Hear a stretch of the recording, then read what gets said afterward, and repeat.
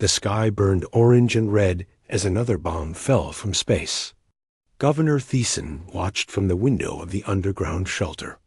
Her thin hands pressed against the cold metal wall.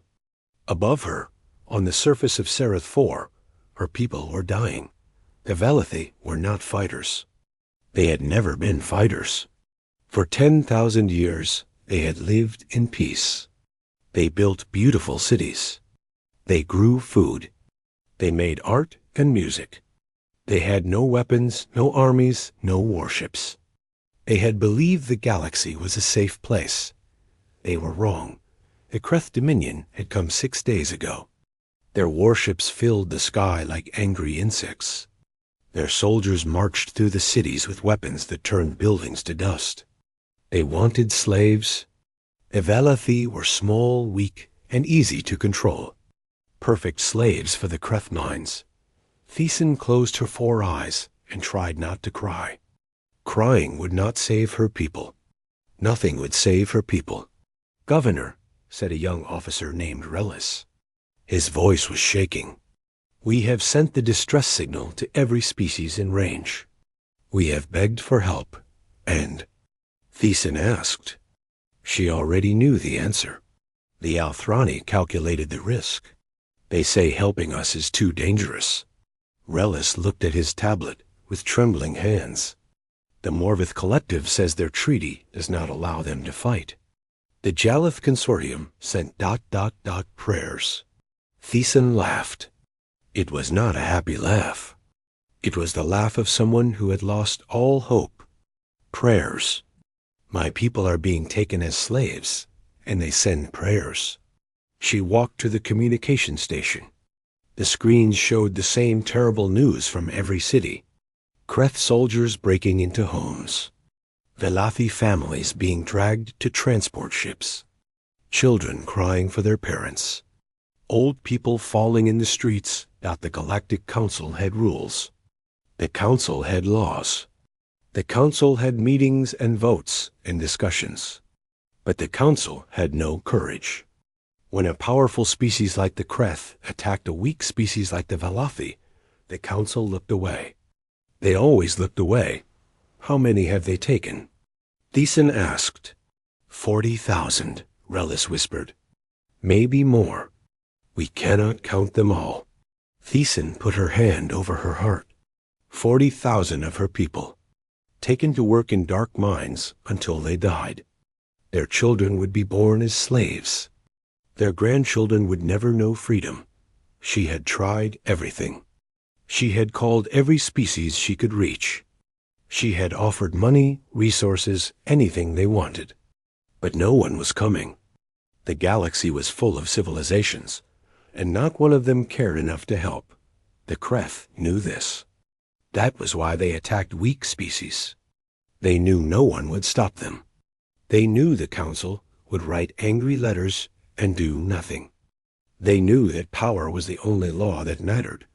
Another explosion shook the shelter. Dust fell from the ceiling. Somewhere above, another piece of her world was being destroyed. "Governor!" A communications officer ran toward her. His eyes were wide with something strange. Not fear, something else. "Governor, a ship just came out of hyperspace." Thiessen felt her heart jump. A council ship? The Althrani? The Morvith? No, the officer's voice was barely a whisper. It came from the quarantine sectors, the restricted zones. Thiessen felt cold. The quarantine sectors were where the dangerous species lived. The species that were too violent, too unpredictable, too deadly for normal galactic society. Species that had evolved on worlds that tried to kill them every day. Deathworlders. What species? She asked. The officer swallowed hard. Terran. It is a Terran warship. The room went silent. Every Velathi in the shelter knew about Terrans. Everyone in the galaxy knew about Terrans. They came from a world called Earth, a planet so dangerous that most species could not survive there for 1 hour. The gravity crushed bones. The atmosphere was filled with poison oxygen. The temperature changed so much that water could freeze and boil in the same year, and the planet was covered with predators. Thousands of species that killed and ate each other. The Terrans had not just survived on this nightmare world. They had conquered it. They had become the most dangerous predators of all. The Galactic Council had classified them as a Category 7 hazard species.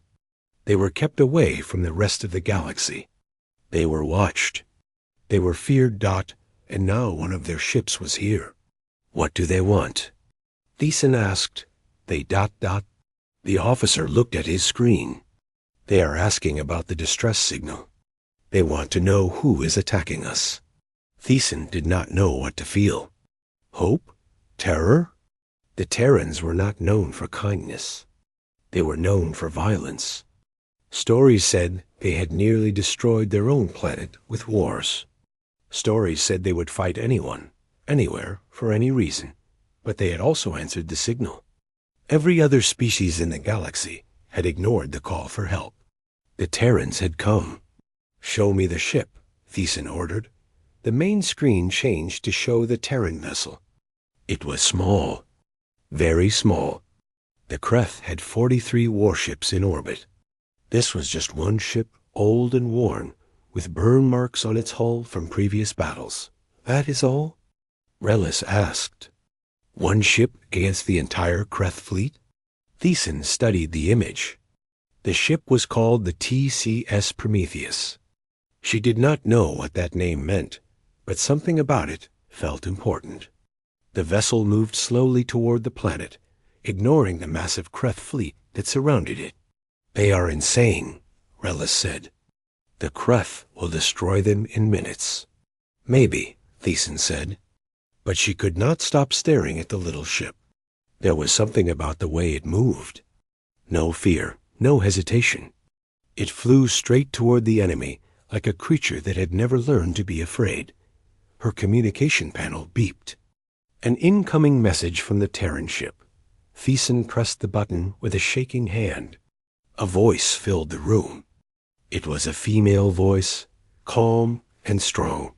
Colony of Seraph 4, this is Captain Elena Vasquez of the Terran Confederacy ship Prometheus. We received your distress signal. We are here to help. Thiessen could not speak. For 6 days, she had begged for help. For 6 days, she had received nothing but excuses and prayers. Now a stranger from a quarantine zone was offering what no one else would give. Why? Thiessen finally managed to ask. Why would you help us? We have nothing to offer you. We are strangers. There was a pause. Then the voice came again, and Thiessen thought she could hear a smile in it. Where we come from, Governor, you do not need a reason to help people who are suffering. You just need the will to act. Now, please tell me everything about the enemy forces. We have work to do. Thiessen looked at her officers. They looked back at her with wide eyes. None of them knew what would happen next. None of them knew if the Terrans could really help. But for the first time in 6 days, Thiessen felt something she had almost forgotten. Hope. Captain Elena Vasquez stood on the bridge of the Prometheus and studied the enemy fleet on the main screen. 43 Kreth warships. Some were massive battle cruisers with enough firepower to crack a moon. Others were fast attack ships designed to chase and destroy anything that tried to. Escape. Her ship was a Valkyrie-class destroyer. Old, tired. Kind of ship the Terran Confederacy sent to patrol the forgotten edges of space where nothing important ever happened. The Prometheus had been built 60 years ago, repaired 100 times, and held together by spare parts and stubborn engineers, against 43 warships. It should have been a joke. Elena was not laughing. She was thinking. Commander Chun, she said to her first officer, what do we know about the Kreth? David Chun pulled up the data on his screen. He was a tall man with gray hair and calm eyes. He had served with Elena for 12 years. He knew how she thought. The Kreth are reptilian, cold-blooded, strong, but slow compared to us. Their ships are powerful, but not very fast. They rely on numbers and heavy weapons." He paused. "They have never fought humans before." "Good," Elena said. "That means they do not know what they are dealing with." Around her, the bridge crew worked at their stations. 340 humans served on the Prometheus. Engineers, pilots, weapons officers, medics, marines. Every one of them had volunteered for this mission when Elena had explained what she planned to do. Not one person had refused. That was what it meant to be human. When someone needed help, you helped. It was that simple. The galaxy might call them dangerous. The Council might fear them. But humans knew who they really were. They were the species that ran toward danger, not away from it. Elena remembered her grandmother's stories about Earth. The old woman had grown up in a mountain village, in a place where winters were so cold that going outside could kill you in minutes. But people survived. They built fires. They helped their neighbors. They refused to give up. That was the secret the galaxy did not understand. Earth had not created monsters. Earth had created survivors. People who knew that the universe was dangerous and chose to face it anyway. "Captain," said Lieutenant Park from the communications station, "the Kreth flagship is sending a message. Put it through." The screen changed to show a Kreth commander. He was large, covered in dark green scales, with yellow eyes that burned with arrogance. His mouth was full of sharp teeth, and he showed them all when he spoke. "Terran vessel, I am Warlord Draxith the Unbroken. You have entered a combat zone. Leave now, or you will be destroyed." Elena stood up from her chair. She was not a tall woman. She had dark hair cut short, brown skin weathered by years in space, and eyes that had seen too many battles. She did not look impressive. She did not need to. "Warlord Draxith, I am Captain Vasquez of the Terran Confederacy. I am here to inform you that the colony of Seraph IV is now under our protection." Draxith laughed. It was a harsh, ugly sound. "Protection? You are one ship. I have 43. Your protection means nothing." "Then let me make something clear," Elena said. Her voice was quiet, but every word was sharp as a blade. "You have 30 minutes to take your fleet and leave this system. After that, any Kreth ship that remains will be considered an enemy of humanity." "You threaten me?" Draxith's eyes widened with disbelief. "One tiny ship threatens the Kreth Dominion?" Elena smiled. It was not a friendly smile. "I am not threatening you, Warlord. I am giving you a chance to survive. Where I come from, we did not become the top predators by being weak. We did it by making everything else afraid to fight us."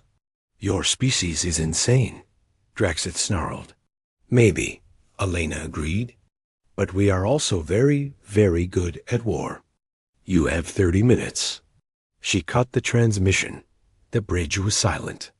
Commander Chun looked at her with raised eyebrows. "You know he will not leave." "I know." "You know we cannot win a straight fight against 43 ships." "I know that too."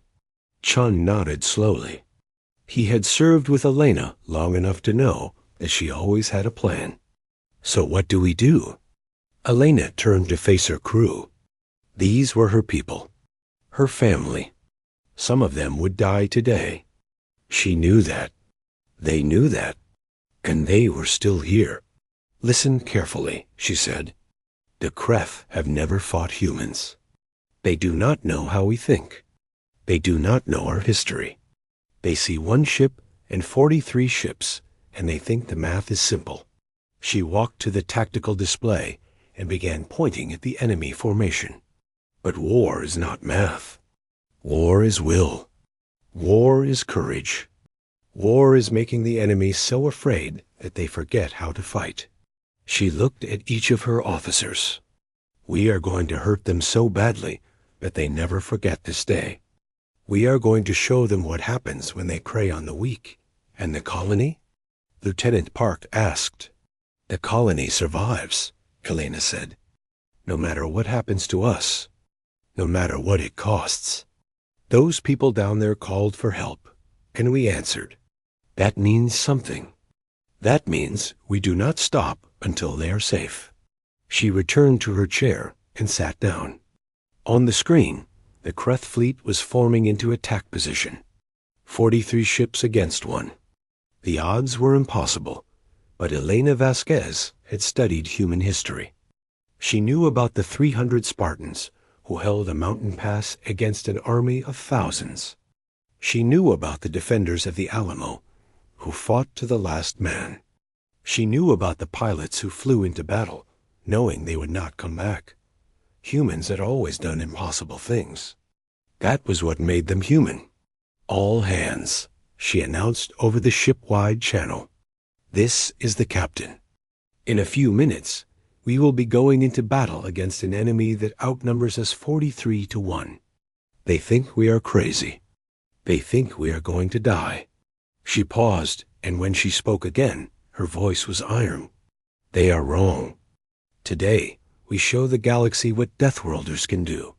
Today, we fight for people who cannot fight for themselves.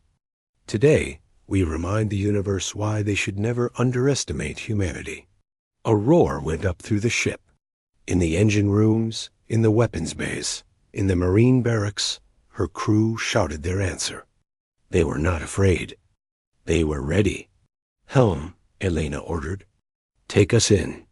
All weapons, prepare to fire on my command. The Prometheus surged forward toward the waiting fleet that the battle for Seraph IV had begun.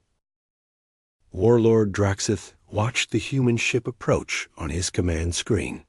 He sat on his throne of black metal, surrounded by his officers, and he felt only amusement.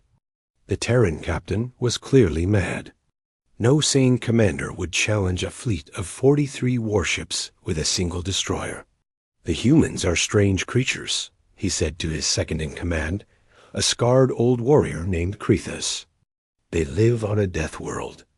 Perhaps the radiation has damaged their brains. Krethus did not laugh.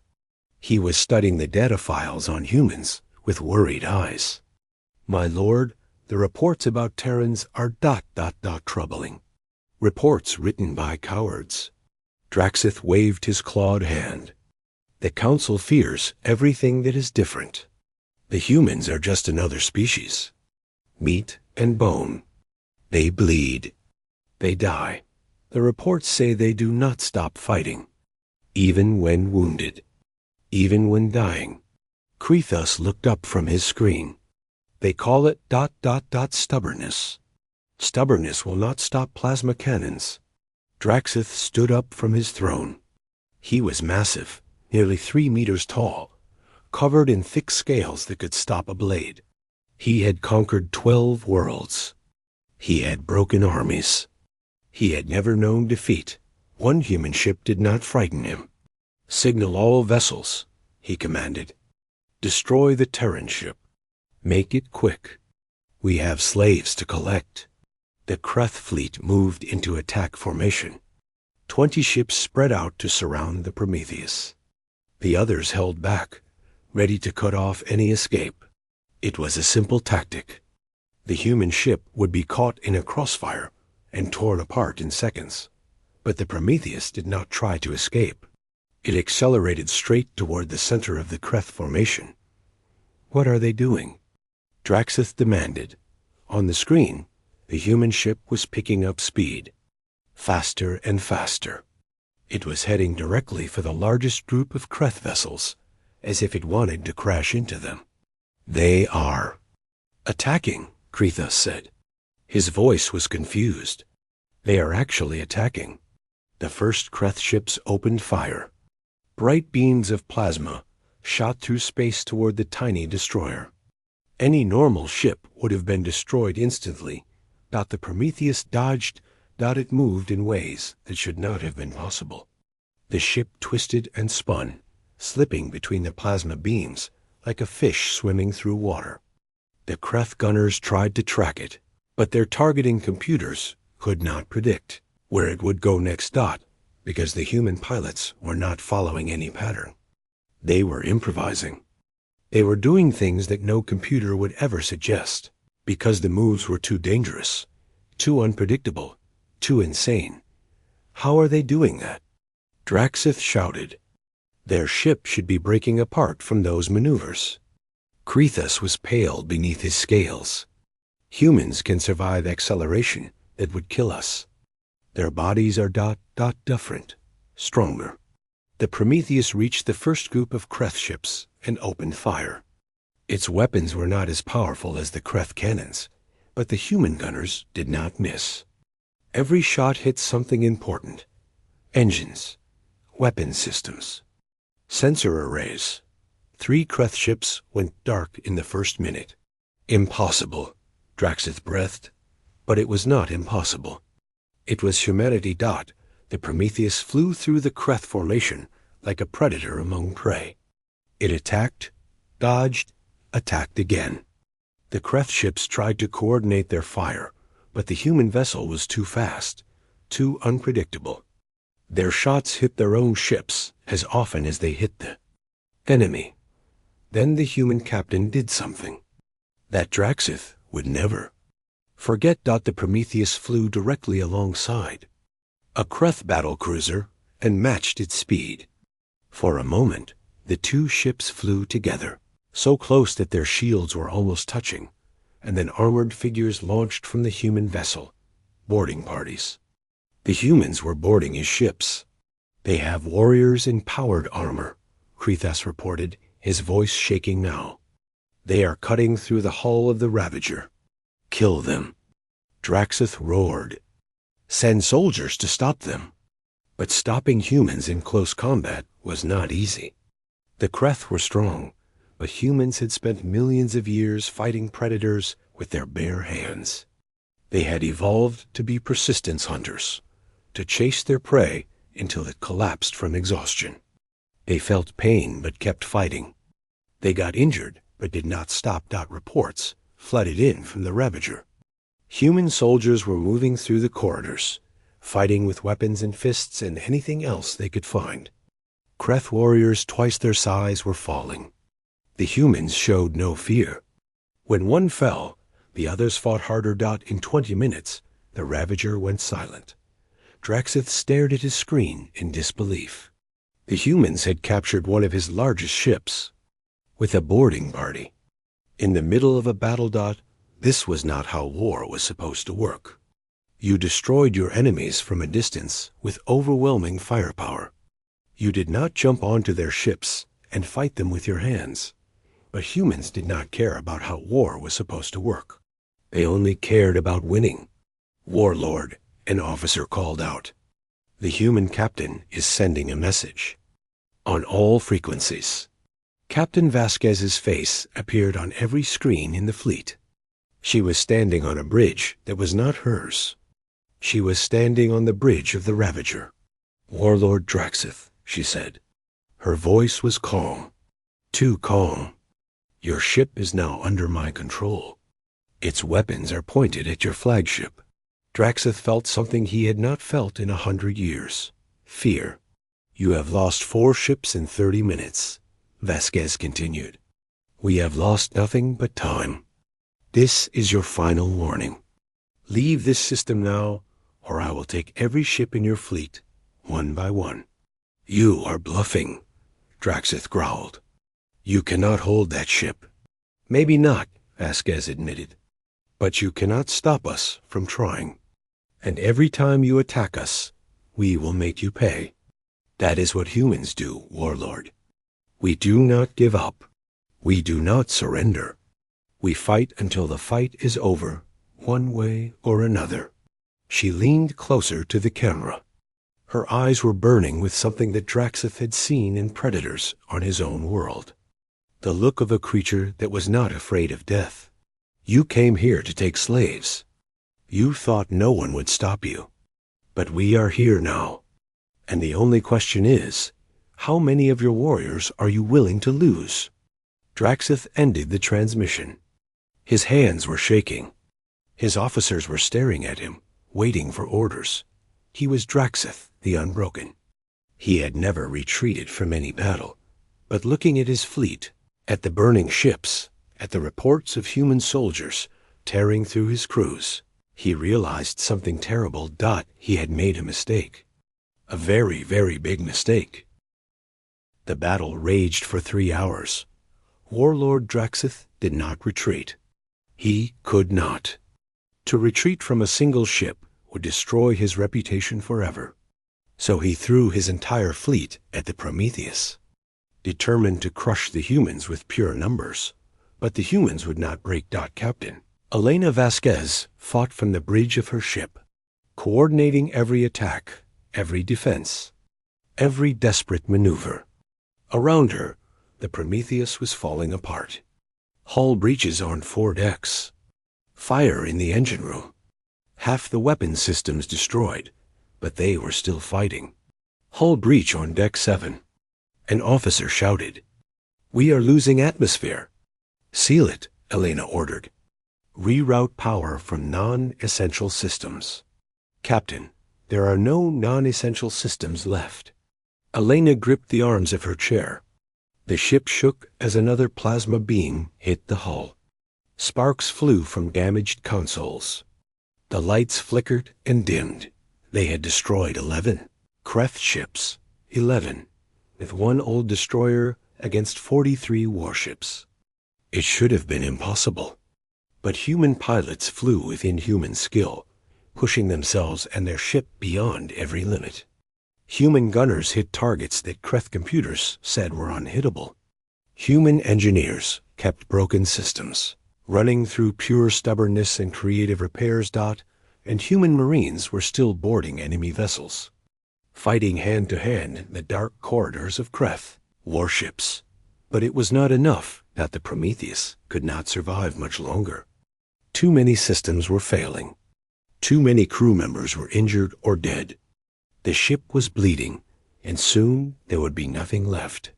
"Captain," Commander Chun said quietly. He was wounded. Blood ran down his face from a cut on his forehead. "We have done everything we can. The Kreth have lost too many ships to continue their attack on the colony. They will have to retreat." "They have not retreated yet," Helena said. Double quotes, "No. But we are dying, Elena." Chun used her first name. He only did that when things were serious. "We need to think about the crew." Elena looked around her bridge. These people had followed her into hell. They had fought for strangers. They had given everything. "Get the lifeboats ready," she said. "Start evacuating the wounded. But we do not stop fighting. As long as this ship can move and shoot, we keep fighting." "Yes, Captain." The evacuation began. Small lifeboats launched from the dying destroyer, carrying injured crew members toward the colony below. The Kreth tried to shoot them down, but the Prometheus moved to block the attacks. Every shot aimed at the lifeboats hit the destroyer instead. Elena's ship was becoming a shield knot in the engine room. Chief Engineer Sofia Rodriguez was facing an impossible choice. The main reactor was failing. Without it, the ship would lose all power. Weapons, shields, life support, everything. But the reactor was overheating. If it exploded, it would destroy everything within a kilometer, including the lifeboats that had not yet reached safety. "Chief," her assistant yelled, "we need to shut it down. The radiation levels are lethal." Sophia looked at the reactor core. She could see the radiation warnings flashing red. She knew what being in this room meant. She had maybe 10 minutes before her body started failing, but she also knew that if she left, the reactor would explode in 5 minutes. "Get out," she told her team. "All of you, now." "Chief, we cannot leave you." "That is an order." Sophia pulled on her gloves and walked toward the reactor controls. "Tell the captain I will keep the engines running. Get those lifeboats clear." Her team ran. Sophia stayed. She worked alone in the burning room, adjusting controls, rerouting power, fighting a machine that was trying to die. The radiation burned through her suit. She could feel her skin blistering. Her vision started to blur, but she kept working. 4 minutes. That was how long the lifeboats needed to reach safety. Sophia gave them 6. When her body finally failed, she fell with her hands still on the controls. The reactor held stable for another 2 minutes, long enough for the last lifeboat to land on the colony. Sofia Rodriguez died alone, in pain, in a room filled with fire and radiation. She died so that strangers could live.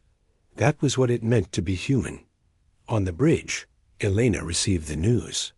She closed her eyes for a moment. Sophia had been her friend for 20 years. "Get her name," Elena said quietly. "Get all their names. Every person we lose today, we will remember them." The battle continued. Lieutenant James Park was on the weapons deck when the console exploded. He lost his right arm. The pain was beyond anything he had ever felt. He could see bone. He could see blood spraying across the deck. Any normal creature would have stopped fighting. James grabbed the manual targeting controls with his left hand. He could not use the computers. They were destroyed. But he could see through the cracked viewport. He could see a Kreth ship lining up to fire on the colony. He aimed by eye. He fired by hand. He hit the Kreth ship's weapons array and disabled it. Then he passed out from blood loss. The medics found him 20 minutes later. Still gripping the controls, story after story played out across the dying ship. A communications officer who kept broadcasting even as the ceiling collapsed around her. A pilot who flew a damaged shuttle into a Kreth ship's engines because his weapons were empty. Marines who fought with knives when their guns ran out of ammunition. Every human on the Prometheus gave everything they had. And then they gave more. Finally, after 3 hours and 47 minutes, the Kreth broke. It was not one moment. It was 100 small moments. Kreth captains looking at their losses. Kreth warriors refusing to board ships that might have humans on them. Kreth gunners hesitating because they had seen what happened to ships that attracted human attention. Draxith watched his fleet fall apart. 18 ships destroyed or disabled. Thousands of warriors dead. And the human destroyer was still fighting, still refusing to die, still tearing into anything that came close. "We cannot win this," Krethos said. "They are demons. They do not stop." Draxith wanted to argue. He wanted to say they could still win. But he looked at his screens and saw the truth. His warriors were terrified. They had come to capture weak slaves, and they had found something else entirely. They had found Deathworlders. "All ships," Draxith ordered. The words tasted like poison. "Retreat. Full speed. Get us out of this system." The Kreth fleet turned and ran. On the bridge of the Prometheus, Elena Vasquez watched them go. Her ship was barely functional. More than 100 of her crew were dead. The hull was cracked in a dozen places, but the colony was safe. "We won," Commander Chun said. He sounded like he did not believe it. Helena looked at the planet below. Somewhere down there, millions of Elathi were alive because her people had answered a call for help. "Yes," she said softly. "We won. The cost was terrible, but the mission was complete. Sereth IV was free." The first shuttle landed 3 hours after the battle ended. Governor Thiessen waited at the landing zone with what was left of her government. The sky was still filled with smoke from the Kreth bombardment, but no more bombs were falling. The enemy fleet had fled so fast that they left behind damaged ships and floating debris. The Terran shuttle was small and battered. Its hull was scorched black from plasma fire. One of its engines was barely working. But it landed smoothly, and when the door opened, Thiessen saw something she would never forget. Human soldiers walked out. They were wounded. Bandages covered burns and cuts. Some were limping. Some were carried by their comrades. But they walked with their heads high, and their eyes were scanning the area for threats. Even now, even broken and bleeding, they were still protecting. Captain Elena Vasquez came out last. Her left arm was in a sling. There were burns across the right side of her face that would leave scars. Her uniform was torn and stained with blood. It was not all hers, but she was smiling. "Governor Thiessen," she said, "it is good to meet you in person." Thiessen tried to speak. She tried to say thank you, to express what this moment meant to her people. But the words would not come. Instead, tears began to fall from her 4 eyes. She had spent 6 days watching her people die. She had begged the galaxy for help and received nothing. And now this stranger, this alien from a quarantine zone, had risked everything to save them. Why? Thiessen finally managed to ask. It was the same question she had asked before, but now it meant something different. "Your crew. Your ship... You lost so much. For us. For strangers." Elena looked at the Valathi around them. They were small, fragile creatures with soft fur and large, frightened eyes.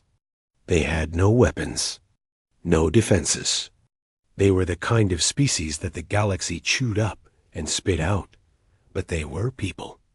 They had families and dreams and lives worth living. "On my world," Elena said slowly, "there is an old saying. The only thing necessary for evil to win is for good people to do nothing." She met Thiessen's eyes. "We could not do nothing. But the cost." 142. Elena's voice was quiet. "That is how many of my crew died today. I know every one of their names. I will carry them with me forever." She paused. But they would have made the same choice. All of them. They knew what they were fighting for. Thiessen looked at the human soldiers around them. They were helping now, organizing rescue efforts, carrying wounded Valathi to medical stations. They asked for nothing in return. They just worked. "The Galactic Council will be angry," Thiessen said. "You violated the quarantine. You interfered in a conflict that was not your concern." Elena laughed. It was a tired laugh, but genuine. "Let them be angry. The council sat in their comfortable stations and did nothing while your people suffered. They do not get to judge us now. What will happen? Politics, arguments, many strongly worded messages."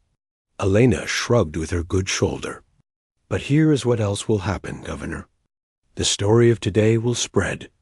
Every species in the galaxy will hear what the Kreth tried to do, and what happened when humans got involved. They will learn that there are still people who answer calls for help." She looked up at the sky, where the wreckage of the Prometheus was barely visible, drifting in orbit. And maybe, next time someone calls for help, they will not be alone. In the days that followed, the full story of the battle reached the rest of the galaxy. The Galactic Council held emergency meetings. Representatives from 100 species watched recordings of the Prometheus fighting 43 warships. They saw human marines boarding enemy vessels. They saw a lone destroyer protecting lifeboats with its own hull. Some species were horrified. The Deathworlders were even more dangerous than they had feared.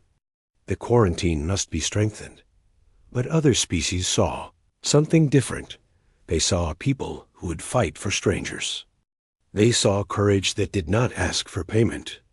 They saw sacrifice that had no selfish motive. They saw hope.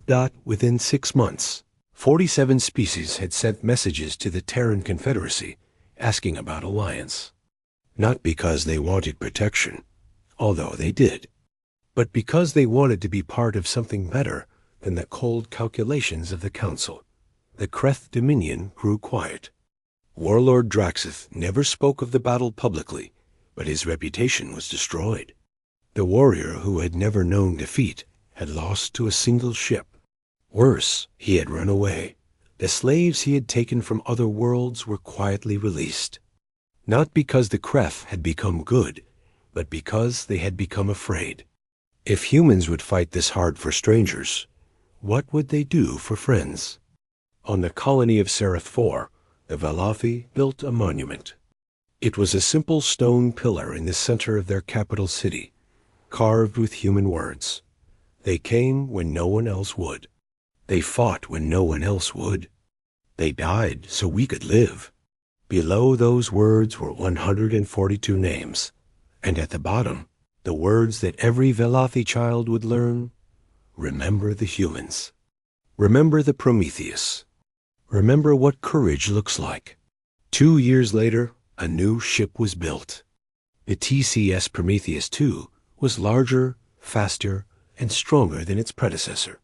But the crew were the same kind of people: volunteers, fighters, guardians. Captain Elena Vasquez stood on the bridge on its first day of service. Her face still carried scars from the battle. Her arm had healed, but some nights it still hurt. Some nights she still dreamed of fire and screaming, and the faces of friends who did not come home.